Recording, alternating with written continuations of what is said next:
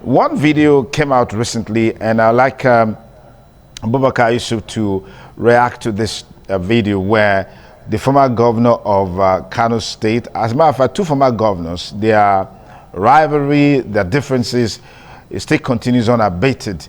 And recently, we saw that video where Gandu J took a swipe at Rabi Musa Kwankwaso and also Emir Sanusi, the former Emir of Kano, as it were, who was sacked by his government. And he came out to explain why he did that. And it was such an uncomfortable, situation for both Kwankwaso and Emir Sanusi, who were both seated together when he was making this comment. Let's take a listen. We'll be back with you on the program. Sanusi was later appointed Turban at the Emir of Kano, not because he was the best man, but because by appointing him, that was to retaliate what Jonathan did to him. That was in order to prove Jonathan that what he did was wrong, and the people of Kano wanted their son, and therefore they decided to appoint him as the Emir of Kano. But you know that when he was appointed, there was a lot of demonstration, a lot of burning tires here and there. And yet, because of government backing, he sustained those two. When I became the governor, that is why you will laugh. I said, yes, Jonathan medicine is an important medicine. That medicine, even though I'm not a medical doctor, but that medicine will serve the same purpose of the same disease and of the same patient. So I took my Jonathan medicine and decided to save the system, to save the institution, and applied it effectively. And Jonathan were on the same page. I'm sure you had no regrets. I too have no regrets. So you'd expect that this is one rivalry that will continue for a long time to come, talking about Gandu J, former governor of Kano State, versus his erstwhile political godfather, who is also former governor of Kano State, talking about Rabi Musa Kwankwaso. Well, if you follow that video clearly, Gandu J said Emir Sanusi was not the best qualified person to be Emir of Kano, but he was enthroned as a revenge against Jonathan, who sacked him as CBN governor. But when he came, he saw that he needed the Jonathan's medicine, and so he had to apply it very well for a disease that he knew would be cured. And what was that disease? The disease of having Sanusi Lamido as the Emir of Kano. And eventually he sacked him. So this is going to continue unabated, and you can see that the two gentlemen who were the subject of that tirade were there seated. I'm feeling uncomfortable. But let me get you to react to this. Abubakar Yusuf, I know you're still there. You've seen this video and how the reactions have traded. I mean, why would Gandu J take advantage of such an opportunity to throw such jabs at Sanusi and, of course, Kwankwaso, your principal? Well, let me quickly tell you here and now that video is fraudulent. It never happened. It was AI generated to put mud in the sparkling Babariga of Sanusi, Emir Sanusi. It never happened.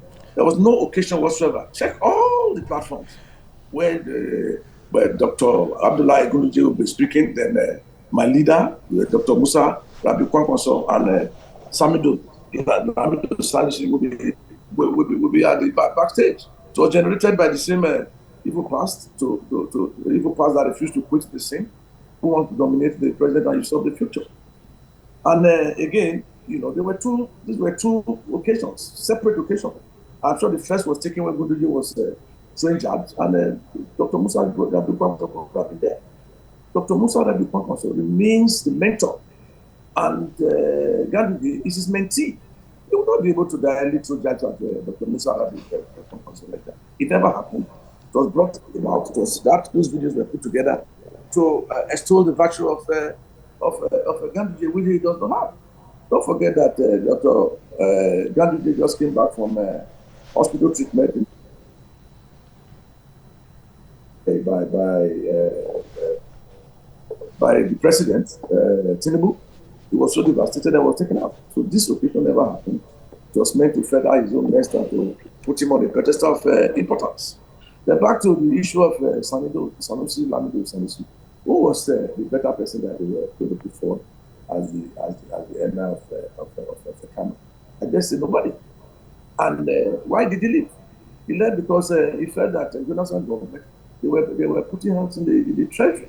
They were taking from the funds of NNPC, about $40 million went away. All entity to make him take the basket. He refused to compromise and demanded justice. And so it cost him receipts in a central bank. So I think Ganduje is still very embittered that the man, when he was there, he could not really mention the same, was not in the same intellectual platform or wavelength with him. So he had no choice but to use the sledgehammer. Thank God that he has been brought back, and he's ruling over the place of the people of Kano, and they are very, very happy. So it was a fraudulent video, and I don't want you to lay any emphasis on it.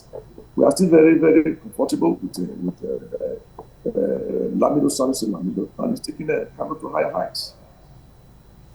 Okay, let's just talk a bit more about the state of the nation in terms of the quality of life, the state of the economy, and the government policies to ameliorate the plight of Nigerians. I've heard people say that the president is doing his best, but the state governors need to come up strong in terms of allowing these policies to trickle down, because they're receiving more monies than they used to have. Mr. President has said that, several times in different forums. What do you make of this, perception?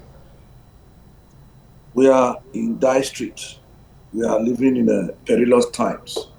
The average Nigerian has become poorer, while the very wealthy Nigerian, which includes but not limited to the governors, they have become richer.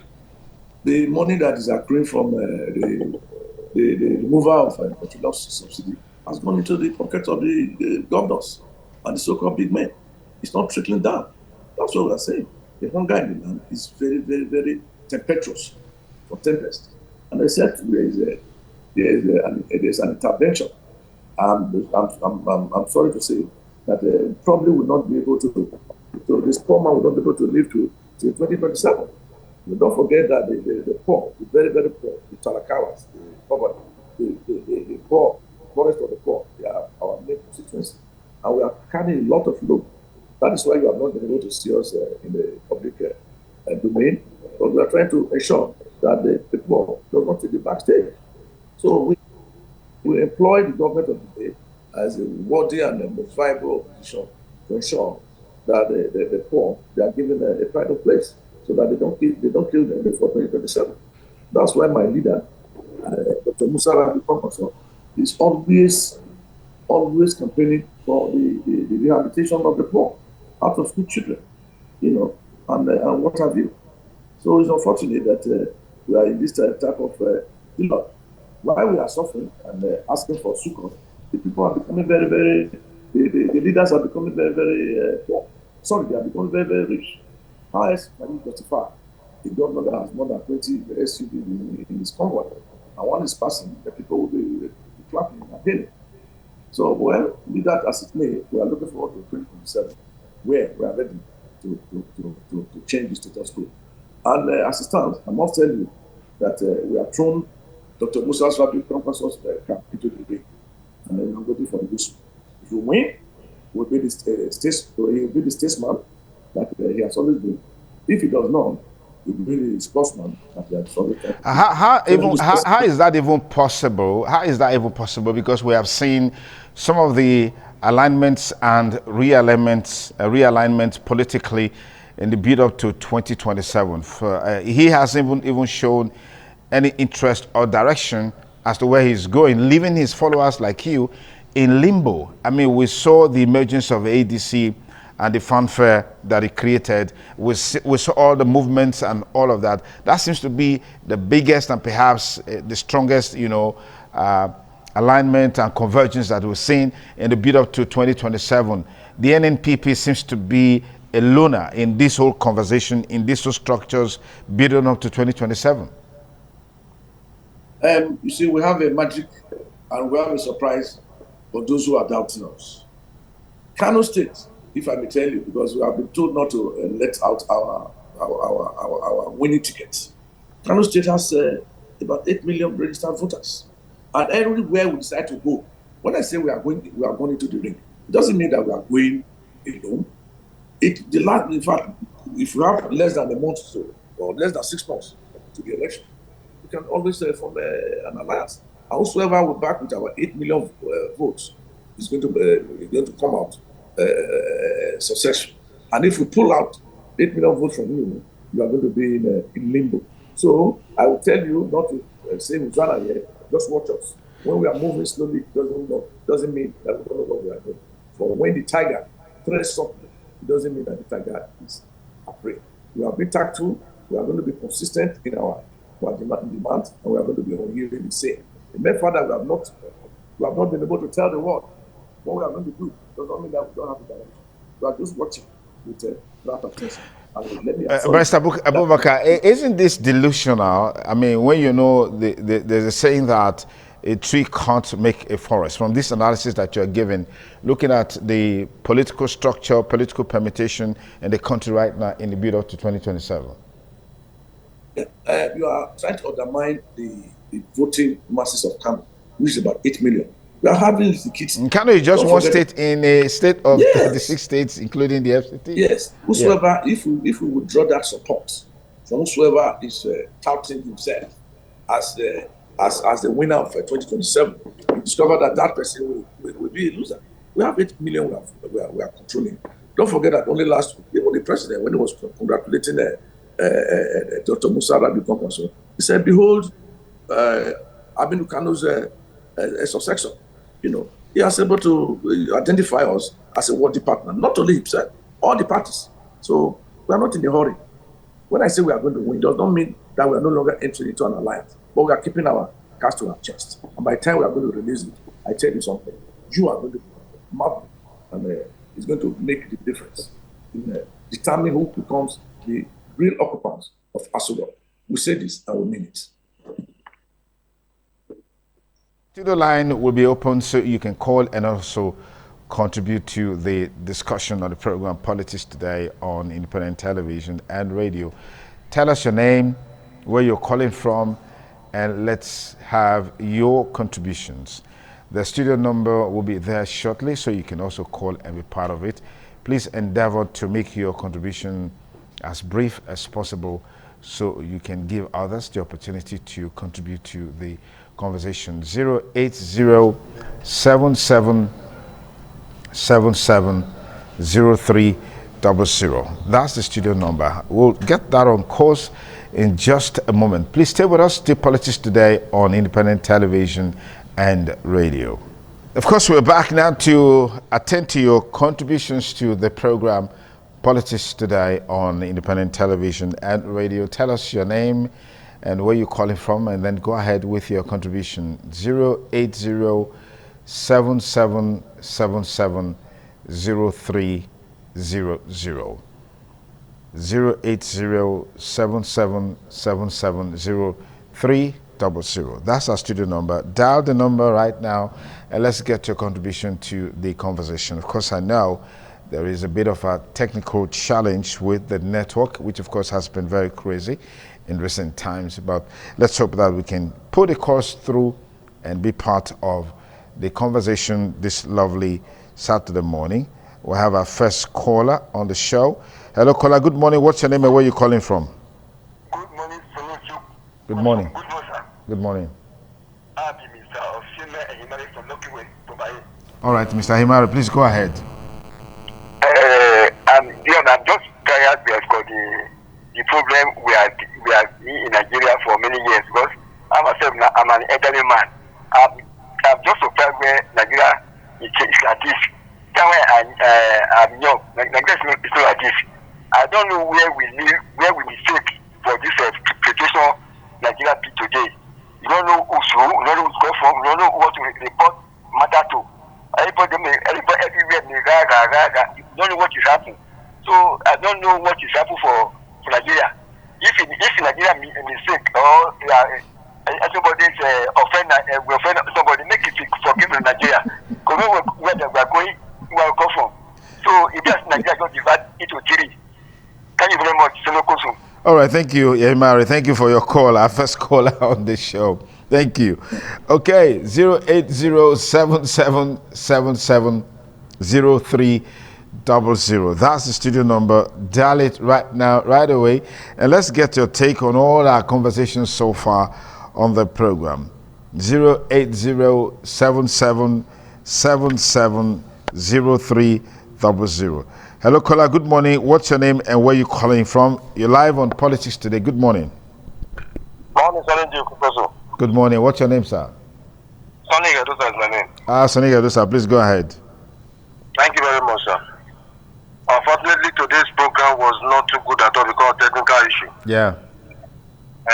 We just had to manage. Absolutely. But, based on the preamble that you gave, Yeah. we're able to know that this is what we're expecting.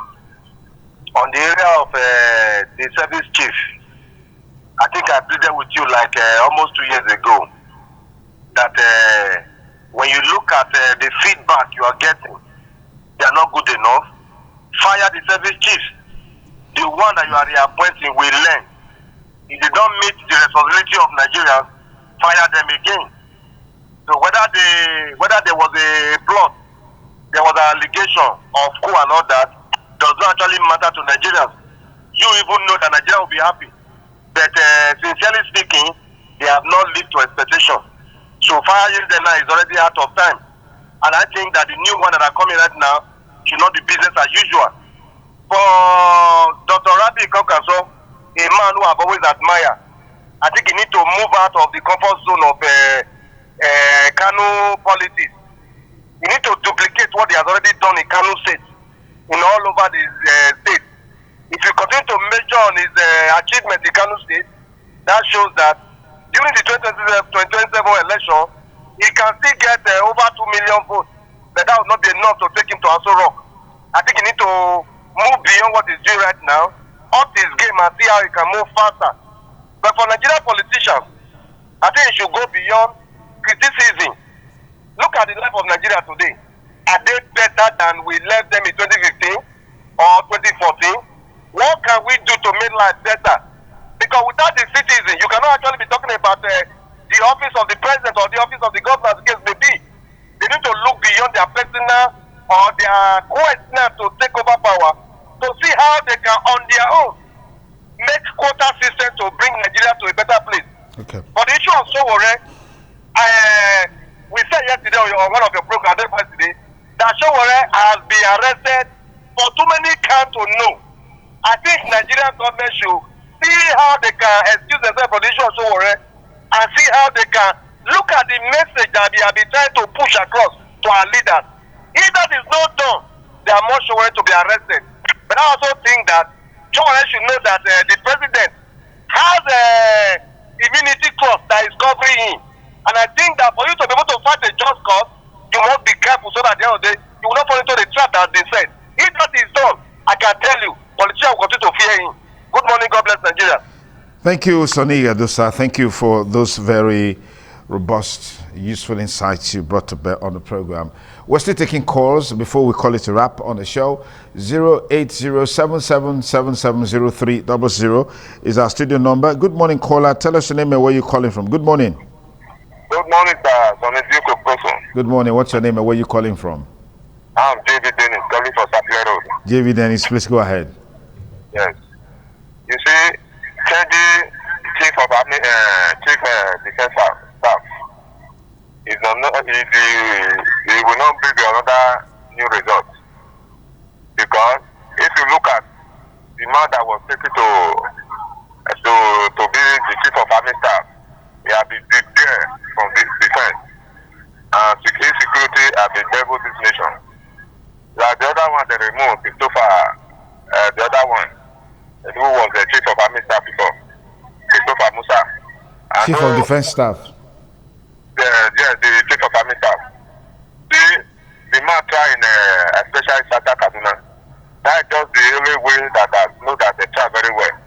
Before that man was taken from that place to become a Chief of Army Staff, we know how the Santa Kaduna, the insecurity have leveled Santa Kaduna. So if you talk about the country generally, they are not really do well. I don't see anything changing because the one of the fair have been there. Which experience have you go to use again now? Would they still redeploy to come and be the Chief of Army Staff? We don't really know what's going to happen. And that of Kwankwaso, Kwankwaso have been moving out of Gandu State. The only area that the only have done in Gandu State, because the other time when he contested as the president, the only way he has many votes is Kano, but it does not go beyond Kano. So that's just my conclusion. All right. Thank you, JB Dennis. Well, that's a wrap on our package today, but let me quickly link up with our guest, only guest on the program, Abubakar Yusuf. Give me your party shots as we call it a wrap on the show. I mean, from the feedback from our viewers and listeners who have been contributing so far on the program. Yes, I want to tell them that it will not be long when they will hear from NNPP and Kwankwaso, because they are descendants of suffering people. We are descendants of the people. And I must tell you that you will not wait for too long before you hear what we have in store for you. Okay, our time is up, Barrister Abubakar Yusuf. I want to thank you very, very specially for creating the time to be with us on the program today, Politics Today, on independent television and radio. Yes, somehow our expectations for the show today was not really, met because of technical hitches when we started. But all the same, we are happy that we brought you the program anyhow, anyway. As they always say, the show must go on. Next week promises to be a better edition of the show, and I hope you'll be with us to have a lovely interaction and conversation on the program Politics Today on ITV and radio. I'm Sonny Duke Okosun. Thanking you for staying with us. Have a beautiful weekend ahead. Bye for now.